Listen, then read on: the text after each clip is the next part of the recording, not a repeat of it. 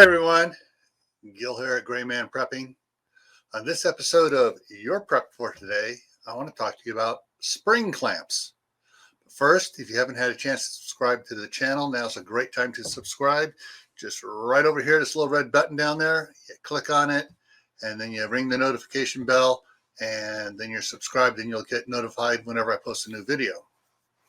Spring clamps. And some of you going, what's a spring clamp? Well, spring clamp is sort of like a clothespin, only it's bigger. They're metal, they're plastic, they have different things on them.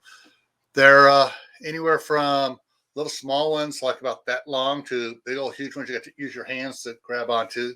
Use them in woodworking and other things. Hold pieces you're working on the drill press in place, whatever. They have 1,000,001 uses. We always use them in the scout troop. We have a bunch of them, and we use them to hold the, instead of clothespins, we use them to hold the towels and stuff up on the clothesline after the scouts went to the waterfront for their merit badges. We also use to hold tarps in place.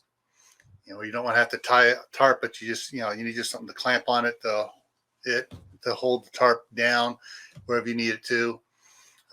There's on the spring part, you can put a piece of paracord through there, tie it off, and then it's like having a rope with a clamp on it. You just quickly hook onto it and you're done.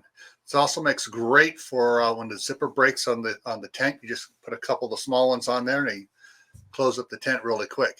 So spring clamps have a lot of uses. Some of them are really lightweight, some of them are heavy duty, but you need to have them all around for whatever you might need to use them on. All right.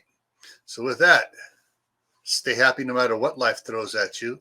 Stay safe. Don't go out and do anything foolish. And most important of all, keep on adding to your preps, food, water, and other items you may need. And this is why.